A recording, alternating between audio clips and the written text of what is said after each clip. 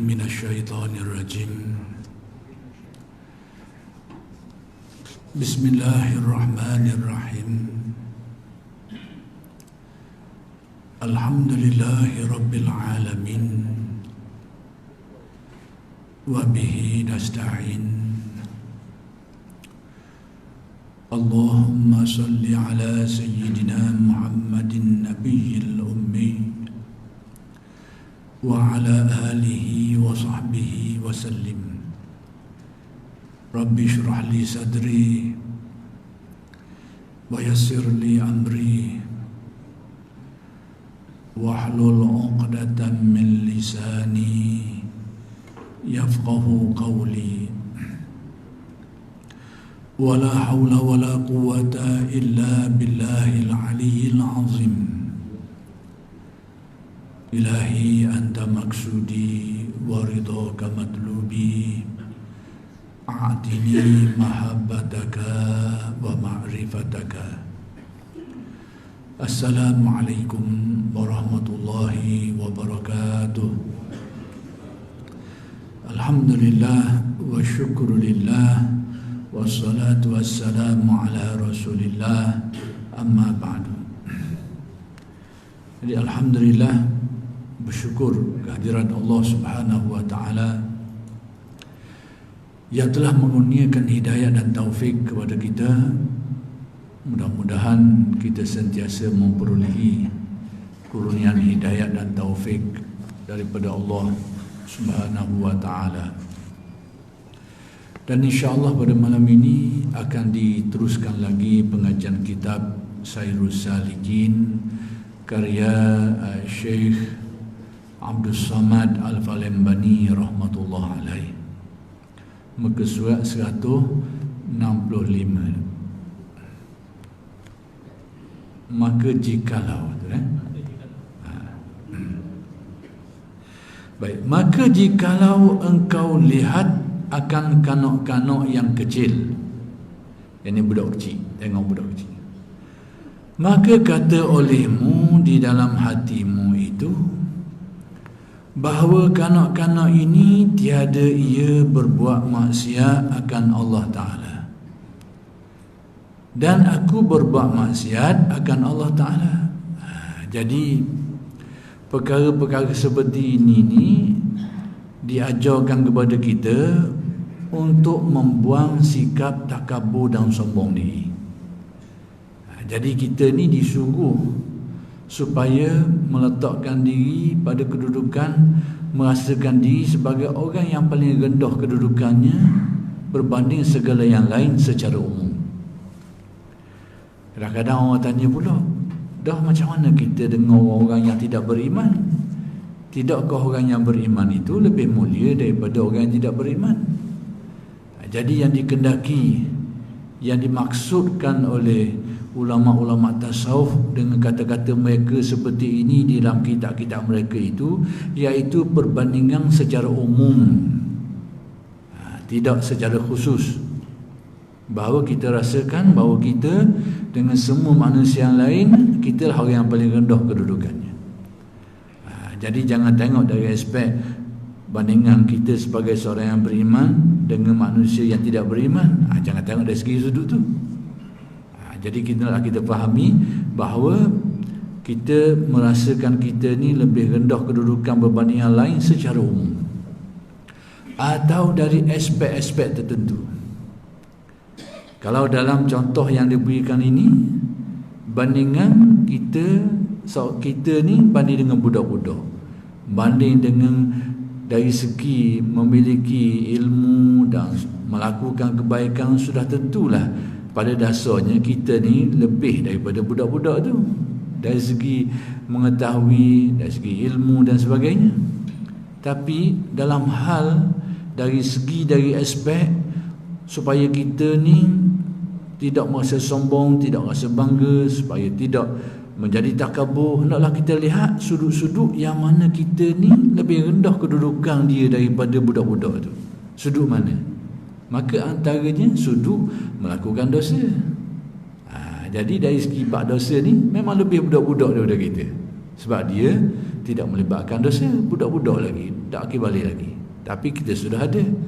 Jadi seperti inilah yang perlu kita fahami di sebalik kata-kata ahli tasawuf, bahawa hendaklah kita ni merasakan diri kita ni lebih rendah kedudukannya daripada semua makhluk secara umum. Dan bila sebut secara umumnya, maka kalau kita perincikan itu dari aspek-aspek tertentulah, supaya jangan ada orang salah faham lalu menafsirkan secara salah ajaran-ajaran tasawuf yang seperti ini. Dia kata tak betul ajaran tasawuf ni. Bila kita rasa kita ni lebih rendah, lebih hina daripada manusia yang lain, dah termasuk orang kafir lah. Sedangkan jelas bahawa orang beriman tu lebih mulia daripada orang kafir. Itu. Jadi jangan faham seperti itu. Itu bukan yang dikendaki. Kelebihan ni dari aspek tertentu. Jadi kita sengaja memikirkan aspek ini tujuannya apa? Supaya kita ni tak menjadi tidak dihinggapi, tak mari penyakit sombong, takabur dan sebagainya. Hendaklah kita rasakan kita lebih rendah dari aspek-aspek tertentu atau secara umum.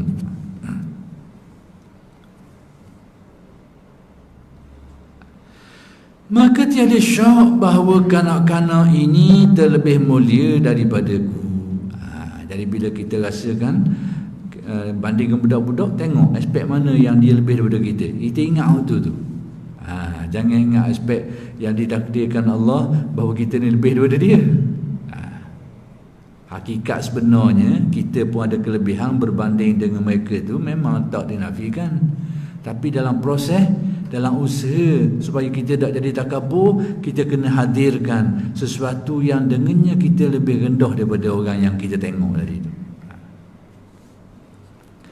Dan jikalau engkau melihat akan orang yang tua daripadamu, orang yang lebih tua, lebih berumur daripada kita, maka engkau kata di dalam hatimu, ini adalah merupakan sesuatu yang dihadirkan di dalam hati. Jadi tujuannya nak buang penyakit takabur kita tu. Jadi kita mengingatkan perkara ni, mendatangkan perkara ni untuk tujuan tu. Kata di dalam hatimu bahawa orang ini berbuat ibadat akan Allah Ta'ala dahulu daripada aku. Tengok sudut dia lebih daripada kita. Umur dia panjang, berarti dari segi ibadat secara umumnya dia lebih dululah daripada kita. Maka tiada syak bahawa ia terlebih mulia daripadaku. Dari segi ini dia lebih mulia daripada kita. Tengok. Jadi Syekh ni bila dia kabur secara umum, diperincikan pula. Kalau secara umum kita merasakan diri kita ni adalah paling hina berbanding semua orang secara umum. Tapi bila kita perinci tadi, tengok aspek-aspek tertentu. Dan jika engkau melihat akan orang yang alim, tengok orang alim pula, maka engkau kata di dalam hatimu, berbicara di dalam hatimu, hadir, ingat di dalam hatimu bahawa orang ini telah diberi oleh Allah Ta'ala ilmu yang tiada diberikan akan daku. Dia ada ilmu apa yang aku tak ada, sudah tentu lebih dia lah dalam bab tu. Jadi apa saja yang menyedarkan kita ni kurang daripada orang lain, itulah yang disuruh ingati untuk tujuan menghilangkan takabur. Jadi menghadirkan semua perkara ni adalah cara, kaedah atau obat untuk menghapuskan sifat takabur.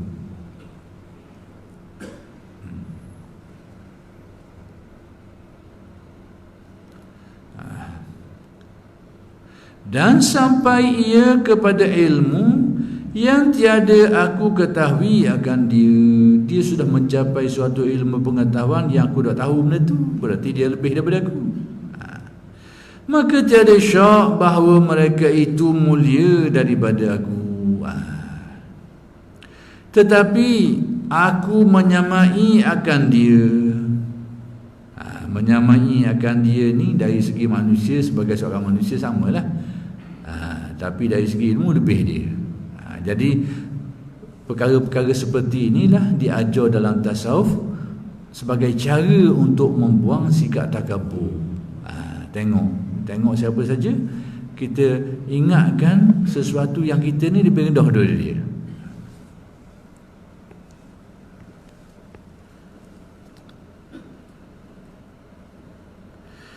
Dan jika engkau melihat akan orang yang jahil, jadi kalau kita tengok dari sudut seorang yang alim dengan seorang yang jahil, sudah tentu lebih orang alim lah daripada orang jahil. Tapi nak buat ke mana? Nak tengok dari sudut mana sehingga orang alim ni menjadi merasa rendah diri dan menjadi tawaduk, tidak takabur. Dia kena tengok sudut lain. Engkau melihat akan orang yang jahil, maka kata olehmu di dalam hatimu, hadirkan, ingatkan di dalam hati, bahawa orang ini berbuat maksiat akan Allah Ta'ala dengan jahilnya. Tengok sudut tu pula. Dia buat maksiat tapi kadang-kadang dia jahil. Dan aku berbuat maksiat akan Allah Ta'ala dengan ilmuku, sedangkan aku pula buat salah, kadang-kadang aku tahu benda tu salah. Dia tu buat salah, kadang-kadang dia tak tahu benda tu. Kita ingat dari sudut itu. Maka tiada syak bahawa aku terlebih salah kepada Allah dan terlebih jahat daripada ia. Maka sudah tentu bandingan dari sudut ni, maka yang alim tadi tu, aku tadi tu, yang alim tadilah terlebih buruk, terlebih rendah kedudukannya berbanding yang jahil tadi. Kalau kita banding antara kealiman dengan kejahilan, memang lebih orang alim. Tapi tengok sudut lain. Jadi ini kaedah yang diajar dalam tasawuf untuk kita ingat dan hadirkan supaya kita ni tidak timbul sikap sombong dan takabur dalam hati.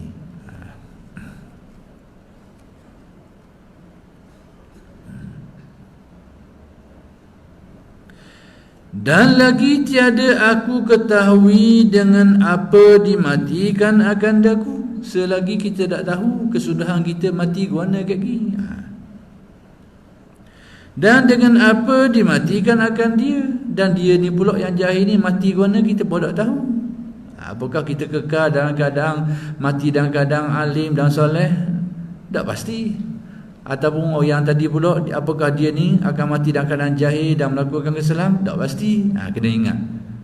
Jadi bila kita ingat benda-benda macam tu, kita taklah mari rasa sombong dan takabur.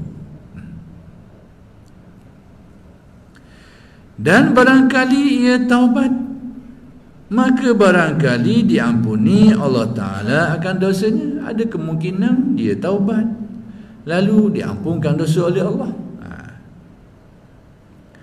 Maka iaitu mati di dalam kebajikan. Maka pada waktu itu orang yang jahil tadi, mati dia itu mati dalam kebaikan. Dia taubat, lepas itu diterima oleh Allah. Dan barangkali aku berbuat maksiat, maka mati di dalam kejahatan. Barangkali pula aku ni, mana tahu, kita pun tak tahu, mati dalam keadaan buat maksiat lalu mati dalam kejahatan. Ini bukan harapan, ini adalah kebimbangan. Jangan salah.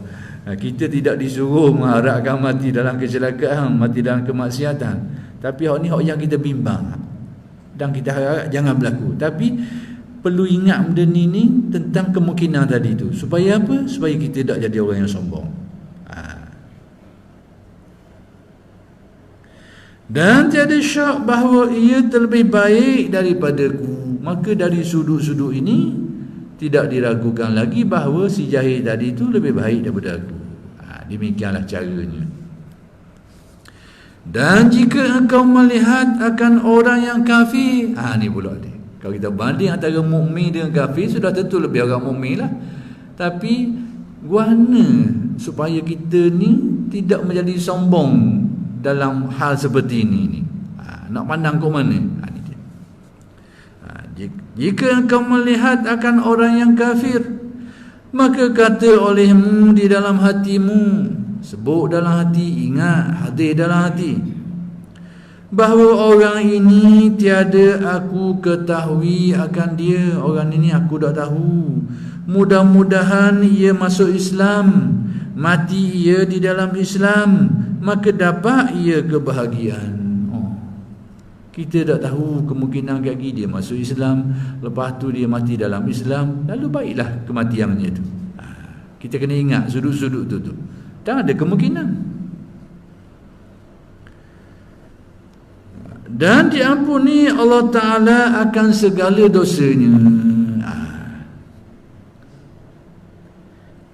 Dan barangkali aku berbuat maksiat, maka mati aku di dalam kejahatan. Ada kemungkinan pula aku ni, yang alih ni, ada kemungkinan aku ni akan buat salah, buat maksiat pula. Lalu ada kemungkinan juga mati dalam maksiat, dalam kejahatan. Dan tiada syak bahawa ia terlebih baik daripada aku.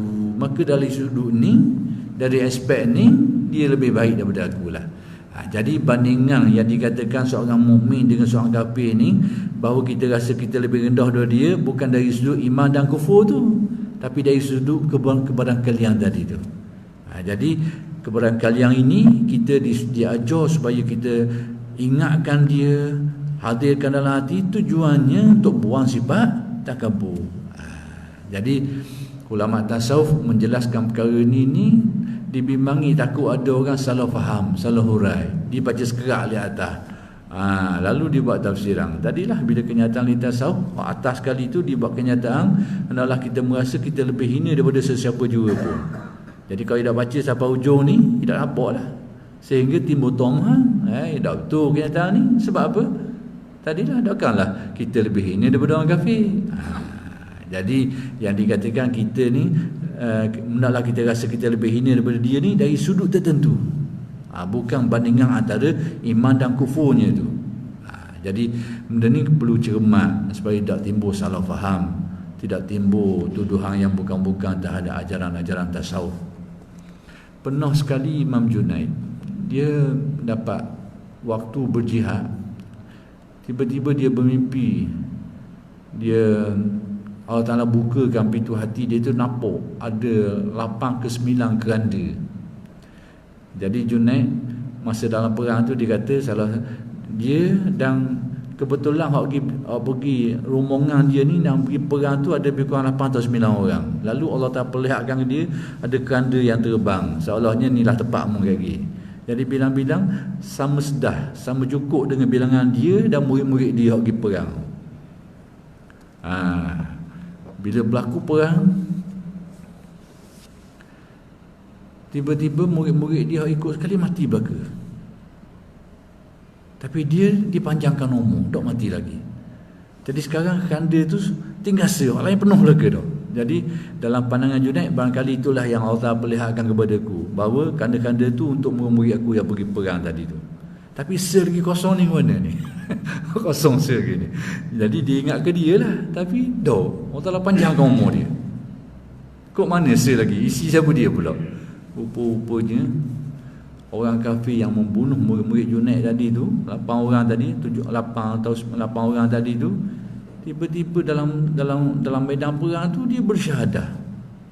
Lepas tu balik berperang untuk orang Islam pula dan dia mati. Baru Junaid faham, kosong saya lagi tu, orang ingat ke kat aku dah. Bagi aku rupanya bagi orang lain. Nak kabarnya kemungkinan ni banyak berlaku.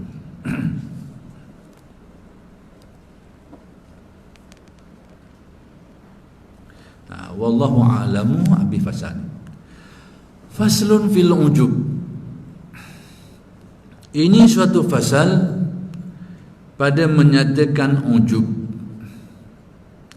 yakni hairan akan sesuatu kemuliaan yang dibangsakannya bagi dirinya itu, yakni ia bangga diri. Beza takabur ni dalam hubungan dia dengan orang lain, ia kat diri dia, ia pandang rendah ke orang. Ujub ni tak kait dengan orang, atas diri dia je. Atas diri dia je. Dia rasa bangga dengan kelebihan-kelebihan yang ada pada diri dia tu. Itu ujub. Jadi ujub dengan takabur ni dia macam anak beranak lah. Dekat-dekat, beza sikit je. Yang dibangsakannya bagi dirinya itu, seperti ilmu. Dia rasa, kalau dia rasa dia orang alim, dia rasa mulia dengan kealiman dia, ujub lah. Tapi kalau dia rasa dia alim, dia pandang orang jahil, takabur. Tengok, kalau dia banding kait dengan orang, pandang rendah orang, jadi takabur. Kalau atas tu saja, ujub.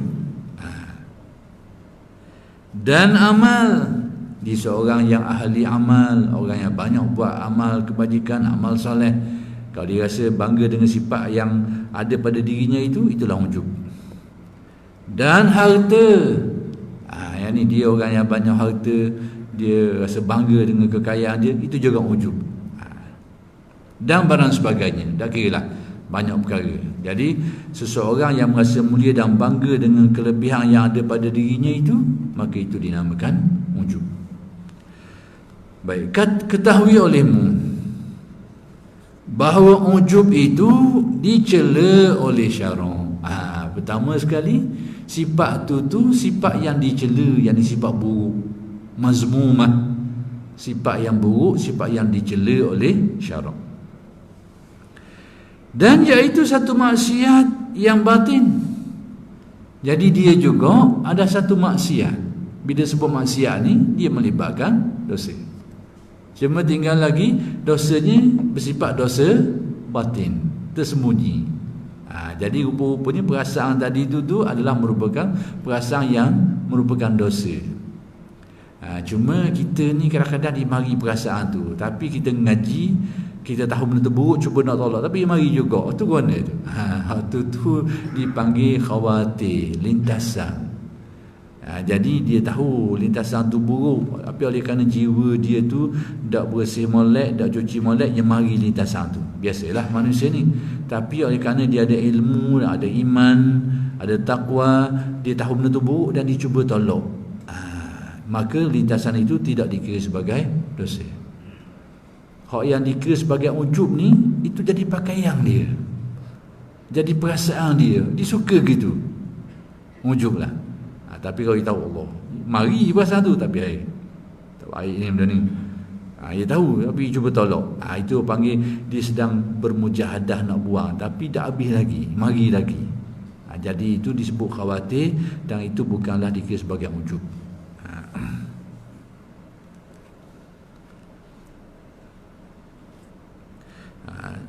Iaitu satu maksiat yang batin, yang 10 yang tersebut dahulu itu. Jadi ujub ni pertama sekali dia adalah antaranya, dia adalah maksiat yang batin yang termasuk dalam 10 penyakit-penyakit utama batin manusia. Imam Ghazali sebut ada 10 penyakit besar yang melibatkan penyakit batin manusia ni. Salah satu daripada penyakit itu adalah ujub ni. Salah satunya. Firman Allah Ta'ala, wa yawma hunainin idh a'jabatkum kasratukum falam tughniya ankum syai'ah. Artinya, dan pada hari perang Hunain. Perang Hunain ni pada waktu orang Islam tengah kuat.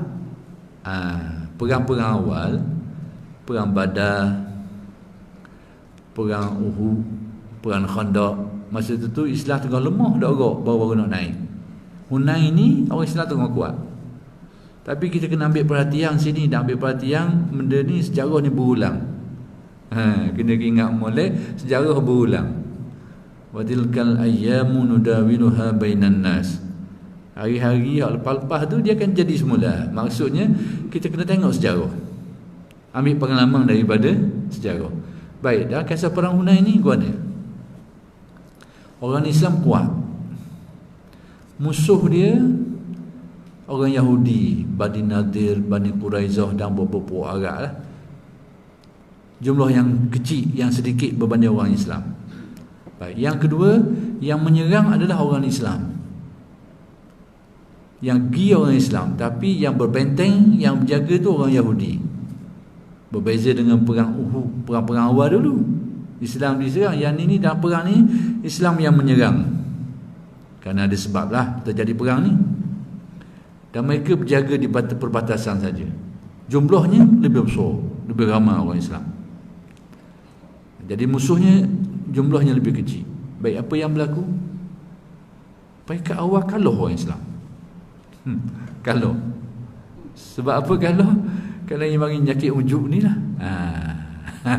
Ujub kerana apa? Kerana dia rasa sedap, jumlah ramai, terkepok polis sikit seorang, boh lah ke. Dia mari nyakit tu. Dia mari nyakit tu, dia rasa dia ramai, dia rasa sedap duduk. Jadi jalan pun tak mudah lah. jalan tak mudah dah. Jadi bila sampai ke perbentengan tu kena rebuh di musuh Yahudi tu, tambah lagi berapi. Jadi Al-Quran menyebut dalam bahasa wadaqat alaihimul ardu bima rahubat. Bumi, tanah luah ni, oleh kerana ketakutan ni, lari ni, ketakutan ni rasa macam sepi tempat hak luah. Kerana ketakutan. Hak tinggal, akhir sekali tinggal hanya lebih kurang, kitab-kitab tafsir sebut lebih kurang Nabi dengan para sahabat lebih kurang 100 orang je tinggal. Yang cover balik, betul balik, akhir sekali boleh kemenangan balik. Ni kisah perang Hunain. Berbeza dengan perang Uhud. Perang Uhud, orang Islam diserang. Orang Islam diserang. Kalau perang Hunain itu, kalah orang Islam seketika kerana sombong. Sombong, bangga diri. Dalam perang Uhud, orang Islam kalah juga, tapi sebab lain sikit. Tapi situasi lain, Islam lemah sikit masa tu. Jadi orang musyrikin ni datang serang, mari menyerang. Lain daripada Hunain. Hunain tu orang Islam menyerang, ini diserang. Tapi babi kalau kerana babi dan tamuk, dua perkara, babi, tamuk, dua penyakit ni. Tu sebab orang Islam kalau mana Nabi pesan dah.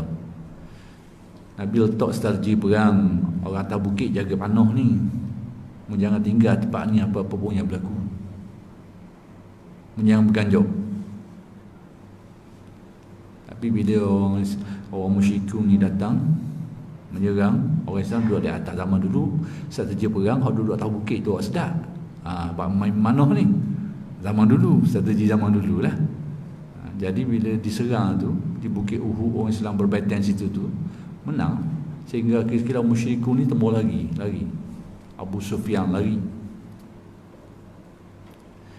Tapi hak duduk atas ni gelap mata tengok harta orang tinggal. Orang musyrikun tembus lagi tinggal harta. Rupanya dah tengok tu dia pindah mata. Na'udzubillah min zalik.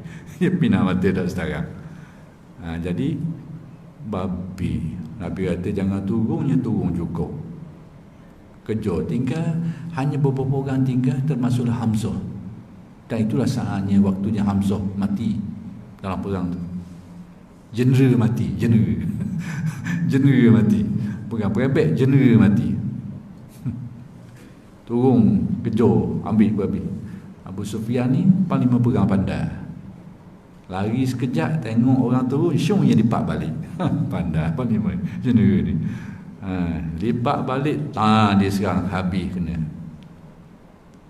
Habis. Jadi orang turun bawah tu babi, tamuk. Kejar ke tu habis kena. Kalau tengok, sini sejarah ni boleh berulang. Sejarah ni boleh berulang.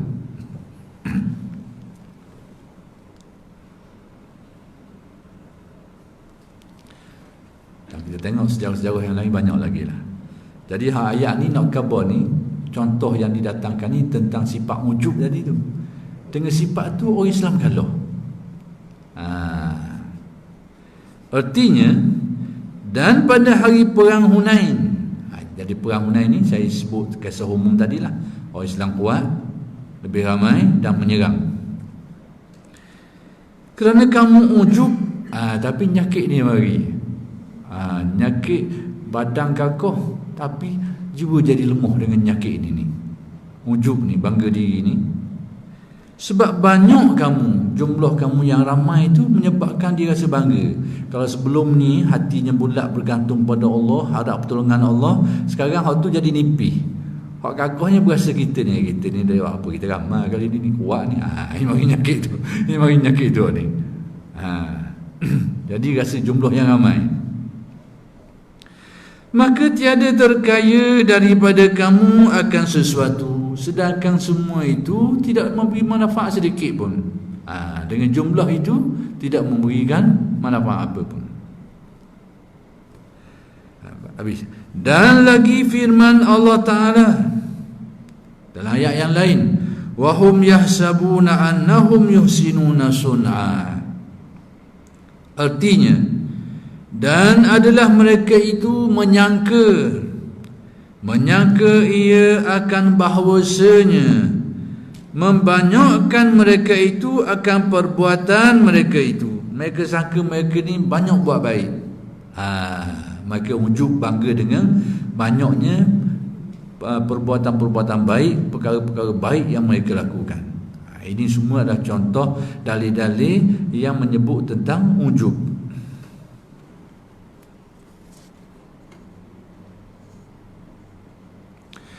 Dan sabda Nabi sallallahu alaihi wasallam, salasun muhlikat, syuhun muta' wa hawa muttaba' wa i'jabul mar'i binafsih.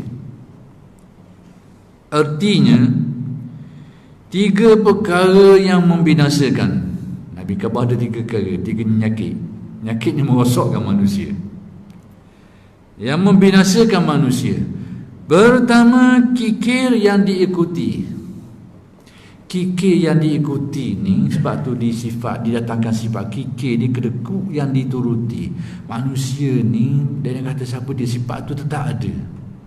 Cuma tebal nipis, sikit banyak, sebagai manusia ada sifat tu, sifat kikir ni. Sifat kikir ni, sayang kepada harta, sayang kepada itu ni, itu ada pada setiap orang. Cuma yang menjadikan binasa ni, kalau ada sifat dia tu, iaitu kikir yang dituruti. Yakni dia turut sifat kedekut dia tu, sehingga sesuatu yang sepatutnya digunakan sebagai sesuatu yang mesti digunakan, dia tak gunakan. Itu yang merosakkan. Adapun kikir sebagai sifat pada diri manusia ini yang tidak melibatkan perkara itu, maka tidaklah mendatangkan keburukan, cuma sifat tu buruklah, bukan sifat baiklah. Ini kikir yang dituruti. Dia sepatutnya dia gunakan apa yang dimiliki itu untuk tujuan-tujuan yang wajib. Beri nafkah kepada anak-anak, ataupun mengeluarkan zakat dan sebagainya lah. Dia kena guna situ. Tapi disebabkan kerana kikir, dia tak buat. Disebabkan kerana kedekut tadi. Itulah yang membinasakan. Tapi kalau dia rasa sayang, tapi tidaklah menghalang dia melakukan kewajipan-kewajipan itu, maka tidaklah membinasakan. Itu naluri manusia, memang ada setiap orang. Dan kedua, hawa nafsu yang diikuti. Hawa nafsu ni setiap orang memang ada. Tak nak lagi sebagai manusia ni ada kemahuan nafsu dia tu. Tak nak lagi siapa dia, mesti ada benda ni. Kecuali orang tu soleh dah lalu, mungkin nafsu dia tu tidak menguasai dia tu, tapi tetap ada, tetap ada kemahuan. Cuma angin nafsu dia sudah berubah menjadi baiklah, mutmainnah. Tapi kita ni capur lagi. Nak kebaikan pun ada, cenderung kepada keburukan pun timbul lagi. Jiwa kita ni ada. Tapi yang dikatakan membinasakan tu muttaba'. Kalau ada sifat dia diikuti, kemahuan buruk dia tu diikut. Jadi ke atas, bila orang ada kemahuan buruk tapi tak ikut, maka tidaklah membinasakan. Dan itu memang standard pada diri manusia. Jadi sebab tu Nabi sebut ada sifat tertentu. Hawa nafsu dituruti, salah-salah atas kemahuan yang salah tu diikuti. Itulah yang membinasakan.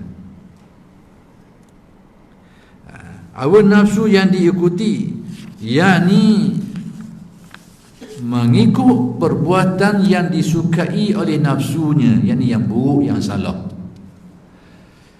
Dan ketiga, ujub. Baru masuk apa yang nak diberitahu dalam bab inilah. Ujub seseorang akan dirinya, iaitu seseorang bangga dengan kelebihan yang ada pada dirinya. Jadi Nabi kata 3 perkara ni. 3 perkara ni merosakkan.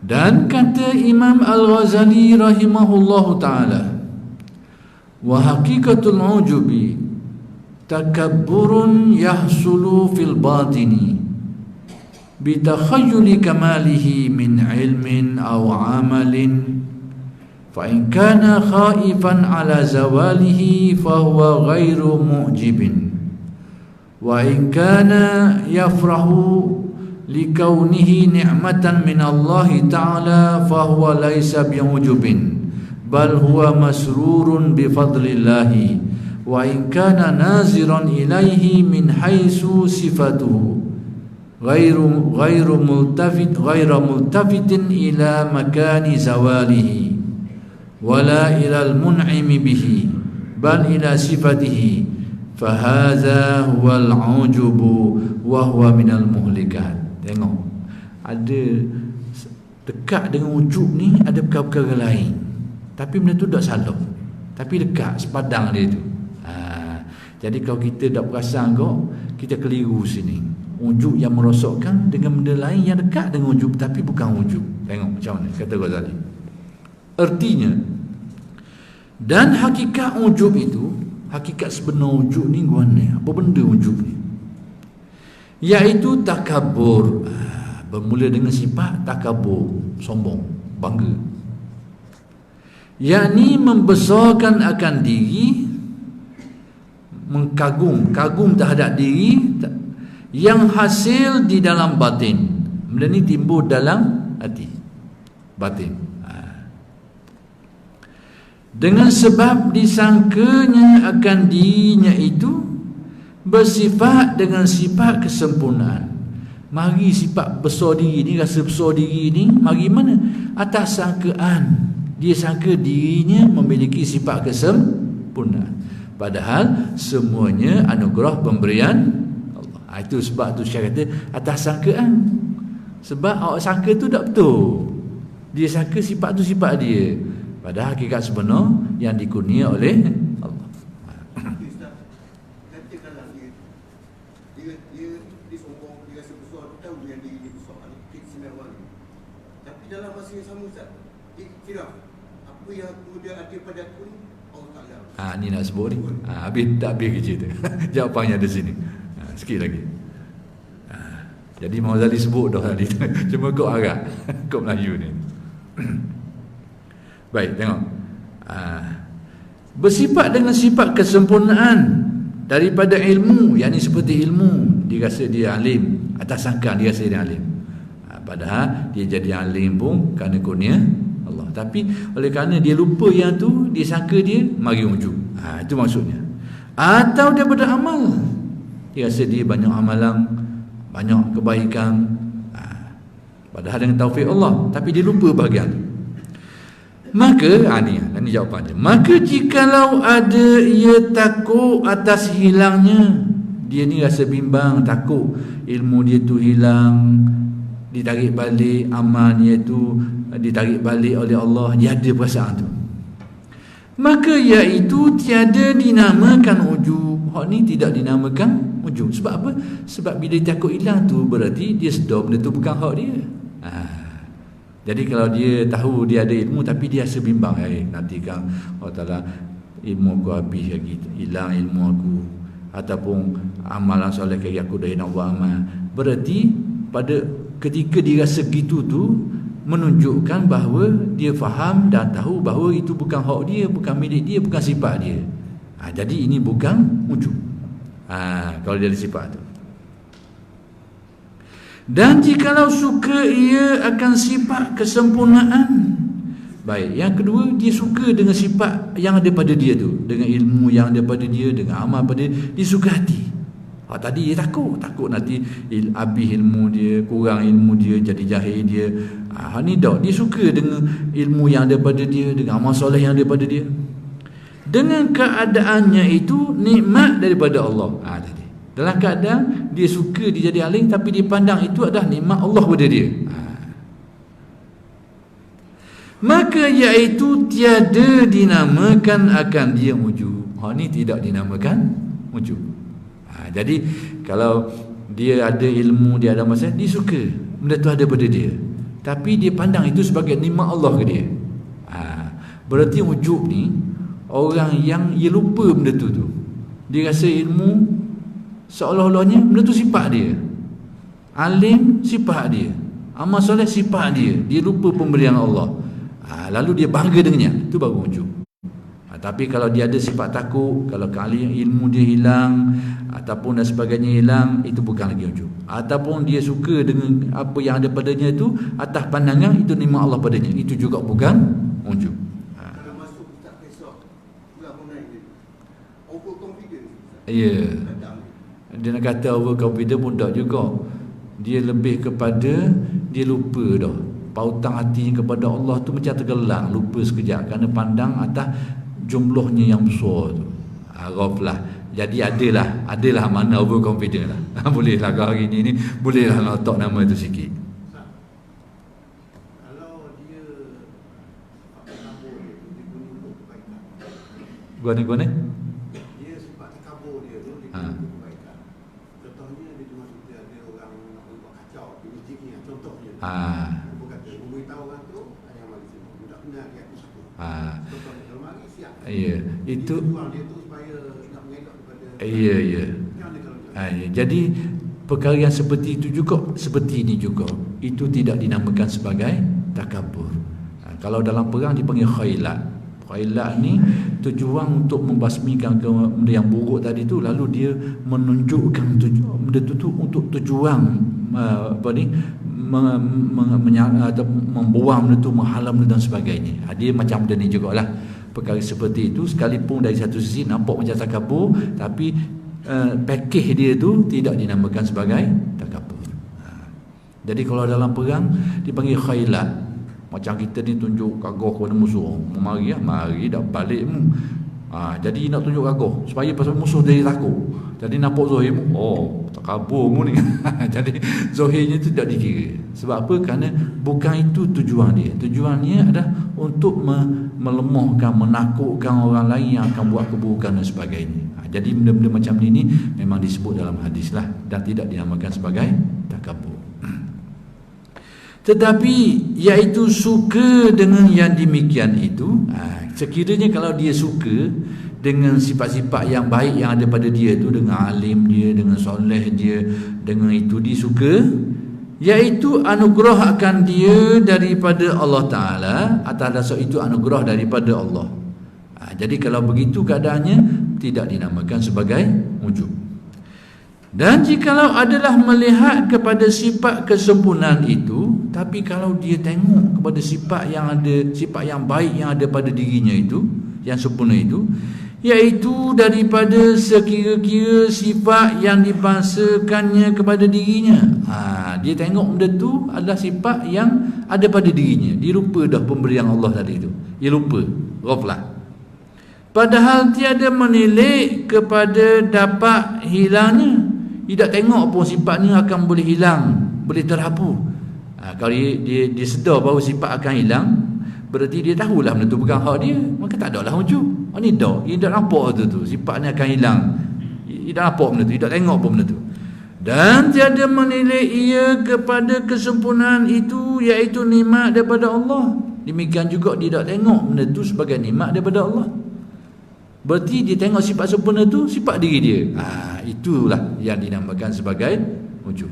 Tapi kalau dia tengok itu sifat kurnia Allah kepada dia, kelebihan Allah lebih kepada dia, ataupun dia ada kebimbangan dunia nanti akan dicabut dan sebagainya, maka yang itu bukan dinamakan ujub. Jadi kesimpulan mudah ni, orang yang merasakan dirinya ada sifat tu, dalam keadaan dia lupa bahawa itu anugerah Allah kepadanya, lalu berbangga dengan sifat tu atas sangkaan itu adalah sifat diri dia, iaitu nikmat daripada Allah Ta'ala dengan dia, maka yang inilah yang dikatakan sebagai ujub.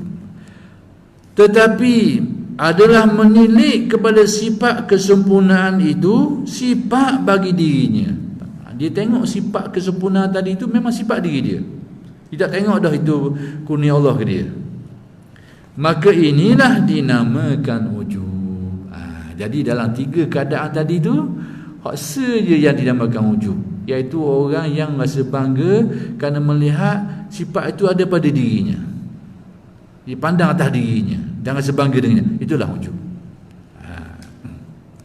Dan iaitu setengah daripada sifat kejahatan yang membinasakan dirinya. Inilah yang dikatakan sifat buruk yang membinasakan. Kalau dalam penggunaan yang tadi tu, jenis ni lah.